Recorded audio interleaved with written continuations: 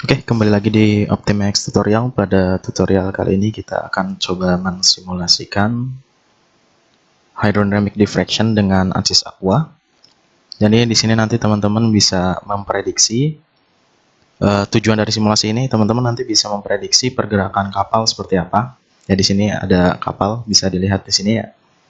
Jadi kapal yang kita gunakan ini panjangnya kira-kira ya kapal kecil sih, sekitar 4 meter.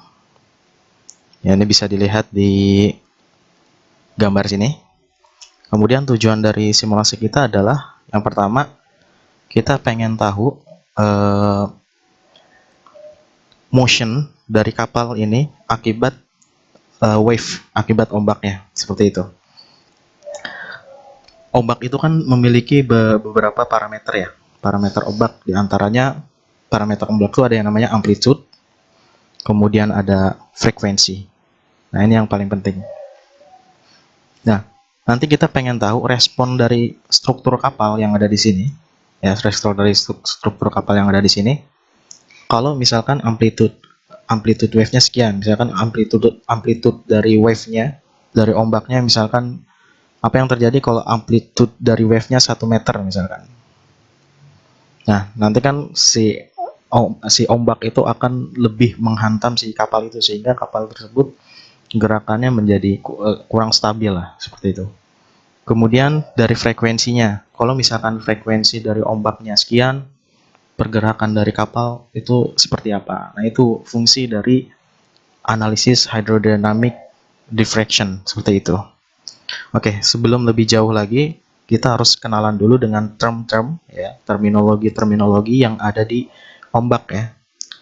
Contoh, ya ini kayak pelajaran SMP ya. Di sini misalkan ada ombak ya, ada ombak kan naik turun ya. Ada ininya, peaknya, ya. Ada bagian atasnya di sini, puncaknya, ada bagian lembahnya. Ya. Kemudian apa parameter apa saja yang ada di ombak? Ya, yang pertama amplitude. Amplitude itu ya ketinggian ombak ini, ya. Ya, ketinggian ombak ini namanya amplitude. Seperti itu, ketinggian ombaknya. Kemudian ada frekuensi. Frekuensi itu seberapa banyak gelombang yang dihasilkan dalam waktu 1 detik. Itu namanya frekuensi. Contoh, kira-kira di antara dua gambar ini, mana yang frekuensinya lebih besar? Ini gambar yang pertama, terus yang ini gambar yang kedua.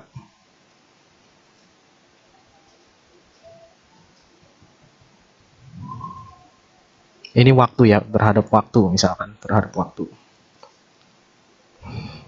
Nah, tentu yang paling atas itu frekuensinya itu rendah, ya, sedangkan yang bawah frekuensinya tinggi. Karena apa? Dalam rentang waktu yang sama, yang bawah itu mampu menghasilkan gelombang lebih banyak dibandingkan yang atas, itu frekuensi ya. Nah, frekuensi itu nanti dinyatakan dalam hertz. Kalau amplitudo kan dalam meter atau mili atau panjang ya, dalam satuan panjang. Oke, skema simulasinya nanti seperti ini. Ada suatu kapal. Nah, kapal ini nanti waterline-nya di sini. Waterline itu adalah zona di mana kapal tersebut tenggelam. Ya, jadi si kapal tersebut tenggelam ke dalam laut sekitar 30 cm. Ya, sekitar 30 cm. Nah, ini kita mau simulasi kapalnya tenggelam di laut sekitar 30 cm. Ya, nanti kalau misalkan teman-teman mau pakai skema lain, misalkan kalau kapalnya tenggelam 50 cm atau misalkan mau 100 cm, 1 meter juga bisa gitu, nanti divariasikan dengan simulasi yang lain. Jadi, tapi skema kita pada simulasi ini kapalnya tenggelam 30 cm. Nah, nanti di sini ini kan ininya ya, base-nya ya, waterline-nya. Nah, nanti di sini ada gelombang. Ya, nanti kita input gelombang. Nah, gelombang itu nanti kita definisikan gelombangnya, amplitudonya sama frekuensinya nanti kita masukkan gitu. Nanti ini kita input amplitudo sekian, frekuensi sekian, nanti kita bisa tahu si kapal ini pergerakannya seperti apa. Seperti itu ya. Ini skema simulasinya. Kemudian untuk geometrinya ini ya, seperti ini. Jadi nanti kalau kita mau simulasi di ANSYS Aqua, itu geometrinya nanti dibagi menjadi dua. Itu harus dipisah antara geometri yang tenggelam, nih yang warnanya ungu ya, dia tenggelam gitu. Yang di atas itu geometri yang nggak tenggelam. Gitu. Ini yang tidak tenggelam ya. Gitu. Itu nanti harus dipisah nih. Makanya di sini ada dua warna ya. Harus di split gitu geometrinya. Yang atas kita kasih nama upper hull, terus yang bawah ini namanya lower hull. Gitu. Kemudian langkah berikutnya setelah menggambar geometri ya, langkah berikutnya adalah meshing. Nah di sini teman-teman bisa lihat ya, meshing, ukuran mesh yang kita gunakan nanti adalah 0,1 meter. 0,1 meter itu setara dengan 10 cm ya, seperti itu. Terus defeaturing tolerance adalah 0,05. Artinya apa? Si meshnya ini boleh lebih kecil dari 10 cm ya, tapi batas bawahnya itu ya ini 5 cm ya, 5 cm. Artinya si nanti ukuran meshnya itu antara 5 sampai 10 cm, tergantung nanti zona-zonanya. Nah, di zona-zona yang kurvaturnya tidak terlalu tinggi, yang kelengkungannya tidak terlalu tinggi, dia nanti 10 ya, tetap 10. Nanti di zona-zona yang perlu detail lagi meshnya ini mungkin nanti bisa di bawah 10 gitu. Minimal 5 nanti ukuran meshnya gitu. Oke. Kemudian setelah melakukan mesh, kita akan melakukan setup ya. Nanti setup yang kita lakukan adalah kita mendefinisikan radius of gyration. Radius of gyration itu hampir sama kayak inersia. Momen inersia dari kapal. Gitu ya.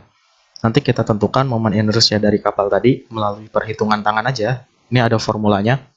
Jadi ada formula kalau misalkan ada suatu kapal ya, kita pengen hitung inersianya. Kalau mau hitung inersia di arah sumbu X nanti tinggal 0,34 kali beam. Terus kalau inersia di arah sumbu Y bisa pakai rumus ini, inersia di arah sumbu Z bisa dapat rumus ini gitu. Nah, definisi length ini apa di sini? Length itu yaitu panjangnya itu. Panjang si kapalnya. Ya dari sini length. Terus kalau beam itu definisinya adalah ini dilihat dari samping kan. Kalau dilihat dari depan kan seperti ini ya. Kapal ya. Nah, beam itu jarak dari sini ke sini. Ini beamnya, seperti itu.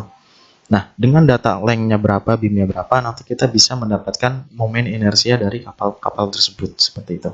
Nah, inilah nanti yang akan menjadi input dari simulasi. Kemudian nanti yang menjadi input dari simulasi juga selain frekuensi sama amplitude ya. Frekuensi ya, tadi frekuensi jadi input, wave direction, arah dari gelombangnya. Nah, gelombangnya ini mau datang dari arah mana? Dari utara, selatan, barat, utara, timur, tenggara. Nah, itu. Seperti itu. Kita tentukan juga arahnya seperti apa. Oke. Next, setelah setup solution, nanti komputer biarkan melakukan running. Ya. Setelah melakukan running, komputer nanti teman-teman bisa langsung lihat hasil dari simulasinya berupa motion. Ya, baik hasil secara kuantitas grafik ya, berupa grafik, atau teman-teman juga bisa dapat berupa animasi dari gerakan kapal itu sendiri, seperti itu ya. Oke, tanpa berbasa-basi lagi, kita langsung masuk saja ke tutorialnya. Langkah pertama oke, kalau sudah kebuka ANSYS Workbench-nya, langsung saja teman-teman masuk ke langkah pertama, geometri ya. Kemudian double klik di geometrinya. Nanti langsung kebuka software Space Claim. Ditunggu, sedang loading.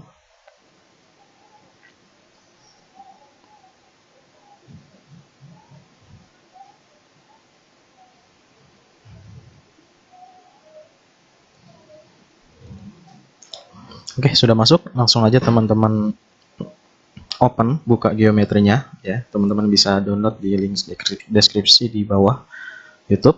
Nah, oke. Nah, di sini teman-teman harus care dengan koordinatnya. Ya, di sini ini ada kapalnya ya. Care. Nah, ini aksis ini menunjukkan adalah titik 00. Nah, kalau teman-teman mau simulasi di ANSYS Aqua ya, arah Z itu harus arah arah vertikal ya. Arah vertikal. Sumbu Z ini yaitu berarti ini di atas permukaan laut. Ya. Di bawah Z, min Z itu berarti Z positif itu menunjukkan di atas permukaan laut. Z negatif berarti permukaan menunjukkan koordinat ke bawah laut, seperti itu. Nah, berarti si kapalnya ini ya, kapal ini kita harus pindah ya, harus pindah supaya posisinya ini ya, dia itu tenggelam sejauh sebanyak 30 cm tadi ya. Ini kita turunkan di sini ya. Nah, kira-kira tenggelam 30 cm. Ini kita kira-kira aja ya. 30 cm. Ini 30 cm ya. Nah, kira-kira di sini ya. Kira-kira 30 cm. Nah, ini nanti bisa disesuaikan dengan sesuai dengan settingan teman-teman. Move. Kita move lagi, kira-kira di sini ya. Segini. Nah, ini kira-kira teman-teman bisa kira-kira aja untuk depan belakangnya pastikan di titik pusat masanya ya, di titik pusat masanya sih. Tapi jangan khawatir, nanti titik pusat masanya nanti bisa dihitung. Oke, di sini kira-kira di sini ya. Oke, di sini. Nah, ini. Jadi nanti yang di bawah sumbu Z negatif ini di bawah ini nanti tenggelam. Di atas sumbu Z ini dia akan tidak tenggelam gitu ya. Oke. Nah, kemudian geometrinya harus di split, harus dibedakan mana geometri yang tenggelam di dalam laut sama geometri yang di atas laut. Oke. Caranya adalah teman-teman bisa langsung bikin plan di sini ya, bikin plan. Sudah. Kalau sudah bikin plan, teman-teman bisa menggunakan fitur split body di sini ya. Klik ini sekali terus diklik split. Sudah. Kalau sudah, teman-teman bisa langsung escape supaya tampilannya lebih fresh. Terus klik kanan di delete. Oke. Udah di delete. Nah, nanti di sini terbagi menjadi dua buah part. Ini part bawah sama part atas. Part bawah kita beri nama bottom misalkan. Terus yang bawah kita kasih nama top. Atau lebih tepatnya upper ya. Upper surface. Jadi permukaan yang atas, ini yang satu lagi permukaan lower ya. Lower surface. Oke. Kalau sudah, supaya nanti ketika teman-teman melakukan meshnya itu sharing, nyambung antara ini sama ini, pastikan ketik di sini teman-teman klik whole, kemudian share. Nah, tujuan dari share ini apa? Supaya nanti ketika meshing itu sharing gitu, nyambung meshnya, nggak terpisah antara bagian atas sama bagian bawah. Oke? Kalau sudah, langsung saja di save. Kalau sudah di save, langsung di close. Kita masuk ke tahap berikutnya. Tahap berikutnya adalah simulasi hydrodynamic diffraction. Dimasukin, drag and drop. Oke. Kemudian double klik model. Kemudian ditunggu loading sampai ANSYS Aqua terbuka. Oke, ANSYS Aqua-nya sudah terbuka.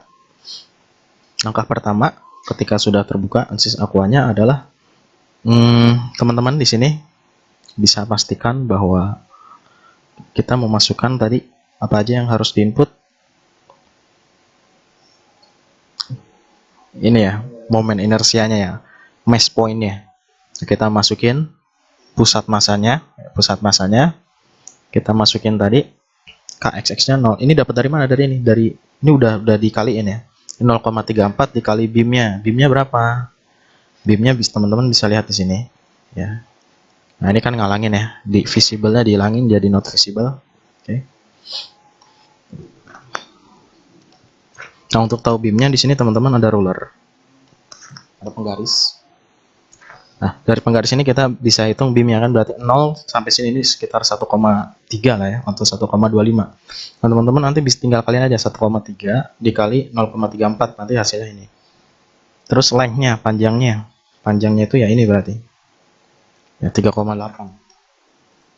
Makanya berarti tinggal 3,8 kali 0,25, ntar hasilnya jadi ini gitu. Nah, ini parameter-parameter ini ya, momen inersianya kita masukkan gitu. 0,425. Nah, berarti 0,425. Oke. 0,9. 0,95 ya. Sama satu lagi 0,99. Oke. Nah, di ANSYS Aqua pastikan teman-teman yang paling penting adalah sumbunya. Sumbu yang tadi di space claim itu harus sumbu X itu ya titik 0. Sumbu X ini yang warna merah itu harus tadi di space claim yang kita atur ya. Itu harus, itu nanti akan menjadi orientasi arah wave-nya, arah ombak ya. Sedangkan sumbu Y itu nanti jadi angguk-anggukannya, apa istilahnya? Angguk-angguk itu apa mas? Yawing apa rolling? Yawing. Kalau ini apa nih? Suka ketukar. Oh ya, pitch ya. Nah, nanti sumbu Y-nya ini menjadi pitch. Terus yang sumbu Z-nya ini jadi yawing, sumbu X-nya itu jadi rolling. Ya, jadi seperti itu. Oke, ini sudah masukkan ya radius girasinya yang menunjukkan nanti inersianya. Kemudian langkah berikutnya kita masukkan pusat massa arah sumbu Z ke atas. Titik pusat massanya seberapa? Misalkan teman-teman punya kapal, kemudian nanti di atasnya ada orang, misalkan ada 5 orang, kan nanti titik pusat massanya berubah ya, naik ke atas. Nah, itu teman-teman ini bisa asumsikan misalkan titik pusat massa kita adalah 0,5 dari titik 0 yang tadi yang kita tentukan di space claim seperti itu. Nah, untuk pusat massa X sama Y-nya nanti otomatis dihitung sendiri ya oleh ANSYS Aqua ini. Dan juga massanya, massa dari si point mass ini nanti dihitung oleh ANSYS Aqua. Dari mana ANSYS Aqua menghitung massa dari kapal ini ya? Dari displacement ya, berdasarkan hukum Archimedes. Berarti ini dihitung dari hukum Archimedes ya, yang tenggelam itu nanti menunjukkan jumlah massa dari si kapalnya itu gitu ya. Jadi kita nggak usah hitung lagi massanya, dia udah otomatis dihitung. Oke, kemudian tahap berikutnya setelah kita mendefinisikan point mesh, kita melakukan meshing. Caranya klik kanan, generate mesh. Nah, di sini bisa dilihat bahwa meshingnya masih sangat kasar. Nah, ini kita kondisikan meshingnya itu 0,1, 0,005 di featuringnya. Oke. Nah, mesh ini sangat mempengaruhi frekuensinya. Semakin kecil mesh yang kita gunakan, maka frekuensi yang kita allowable frekuensinya itu akan semakin besar gitu. Contoh.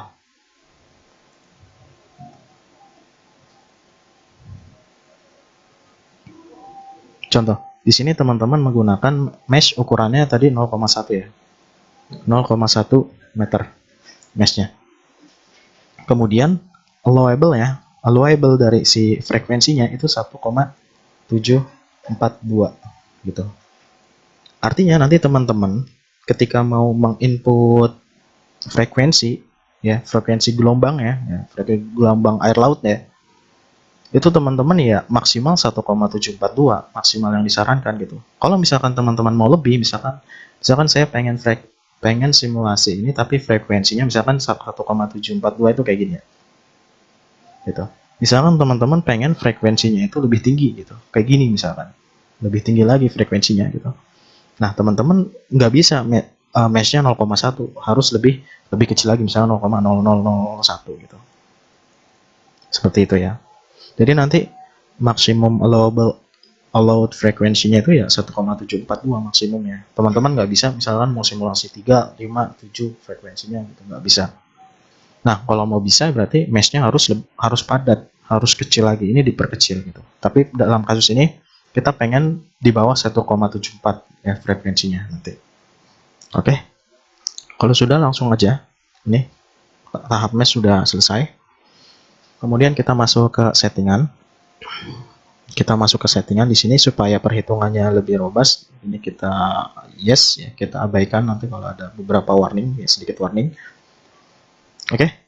Kemudian kita wave direction ya di sini. Ya. Bisa teman-teman lihat dari min 180 sampai 180. Nanti kita simulasi dari banyak arah gitu.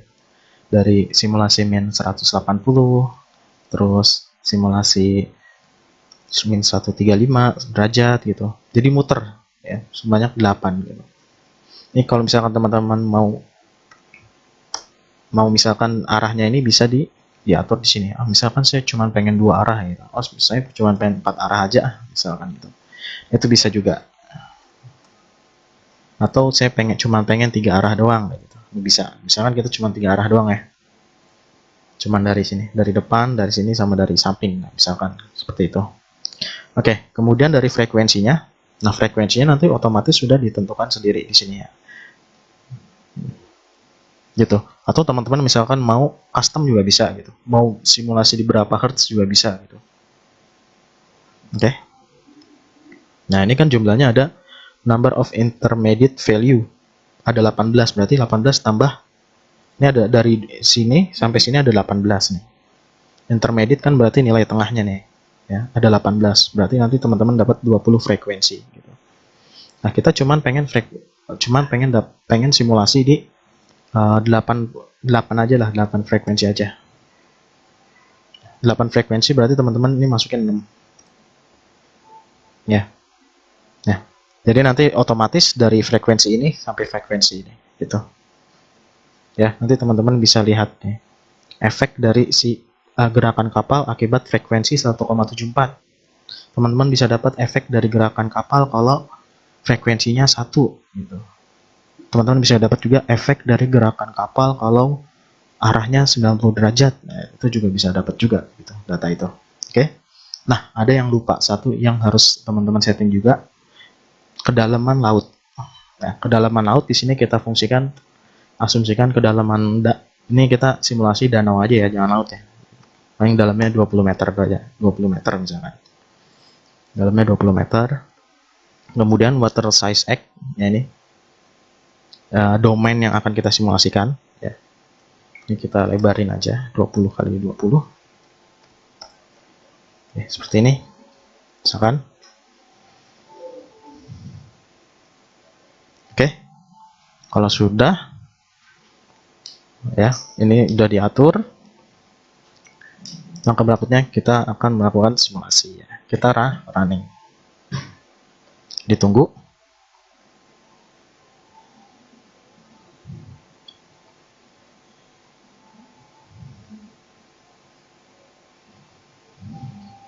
Nah, ini komputer sedang melakukan perhitungan di setiap frekuensi. Nah, ini kan tadi kita ada 8 frekuensi ya. Ini dia masuk perhitungan ke frekuensi ke-4, ke-5, ke-6, frekuensi ke-7, frekuensi ke-8.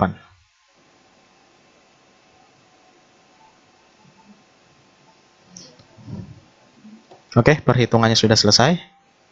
Nah, teman-teman misalkan pengen tahu data hidrostatiknya. Data hidrostatik, misalkan center of buoyancy, buoyancy-nya di mana, center of gravity-nya di mana, kemudian roll X, roll Y, roll Z-nya di mana, nah, seberapa besar, nah itu teman-teman bisa lihat di sini. Ya, teman-teman bisa lihat, bisa heave, roll, pitch, itu seperti apa. Ya. Kemudian teman-teman bisa lihat juga center of buoyancy-nya itu di mana posisinya, center of gravity-nya di mana, itu otomatis dihitung, kecuali si center of gravity arah sumbu Z ya, ini kita masukin manual ya. Oke. Langkah berikutnya, ini yang paling seru, kita mau ambil data dari motion si kapal ya. Nah, ini klik cool. Oke. Nah, di sini ada beberapa pilihan. Ya. Kita misalkan pengen cari tahu respon kapal di frekuensi, let's say 1,25. Ya, arahnya minus 180 misalkan. Nah, ini amplitudenya, kita kan masukin amplitudenya berapa? Ini amplitudo nih, jarak dari sini nih. Amplitudenya berapa? Misalkan amplitudenya 0,2 meter tinggi gelombangnya. Kalau kita mau lihat responnya, tinggal kanan evaluate all result. Nah, itu jadinya seperti ini. Ya.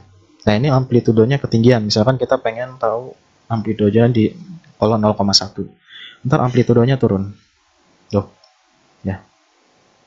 seperti itu. Nah, ini wave position phase. Nah, apa itu definisi dari fase? Fase itu ya ininya.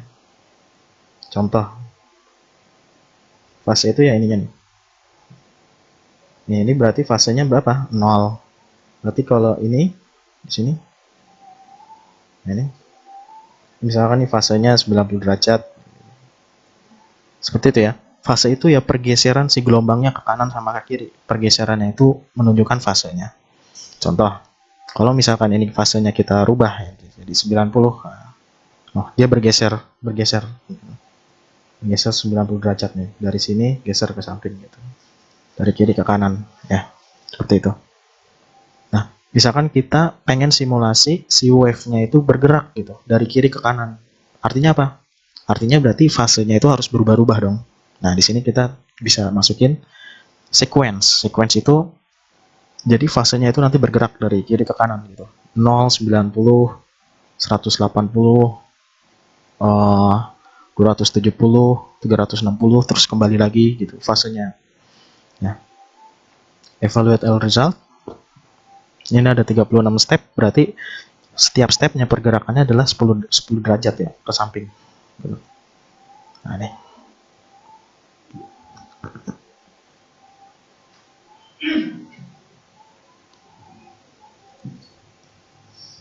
Oke, jadi seperti ini ya. Nah, oke. Kemudian di sini masih banyak yang bisa kita explore. Contohnya misalkan kita pengen tahu tinggi dari si gelombangnya itu. Gitu. Ini sangat berguna kalau teman-teman mau simulasikan floating breakwater misalkan. Berapa sih si gelombang bisa didamping, gelombangnya itu bisa didamping, diredam itu seberapa jauh. Nah, itu teman-teman bisa dilihat. Nanti kalau mau simulasi floating breakwater ini sangat berguna ya. Data wave surface elevation ini. Ini teman-teman bisa lihat. Nah, di sini ada dampingnya. Jadi amplitudo si ini yang tadi awalnya 0,1 terus damping dia jadi turun amplitudonya karena nabrak si kapal. Ini biar kelihatan kapalnya. Nah, gitu.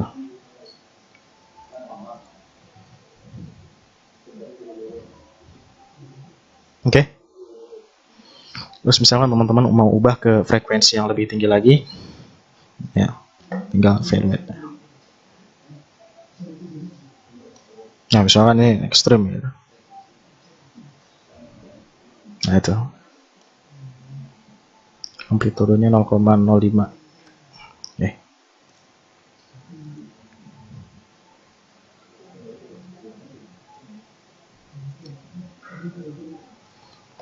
Oke.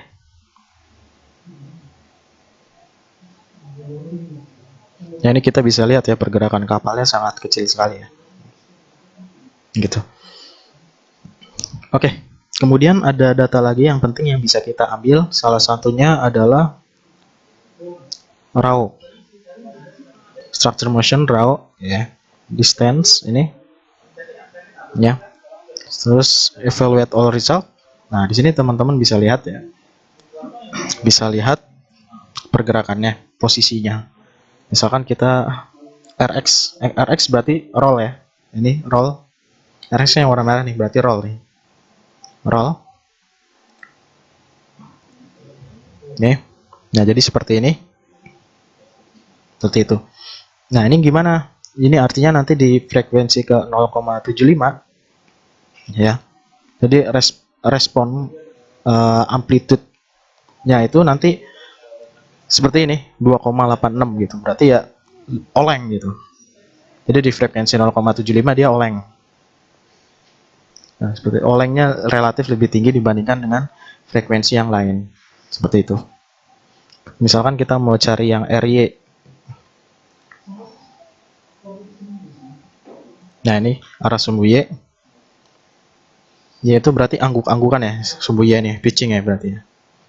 Nah, berarti kalau ini di sini bisa dilihat bahwa di frekuensi sekian, di frekuensi ke 0,5 itu gerakan pitchingnya itu relatif lebih besar gitu. Nah, dari sini kita bisa memprediksi stability dari si kapalnya. Oke. Oke, demikian simulasi untuk hydrodynamic diffraction. Mungkin untuk video berikutnya kita bisa ke mooring, ya. Kalau kita pengen simulasi mooring, nanti bisa menggunakan hydrodynamic response, ya. Oke, terima kasih. Jangan lupa di save.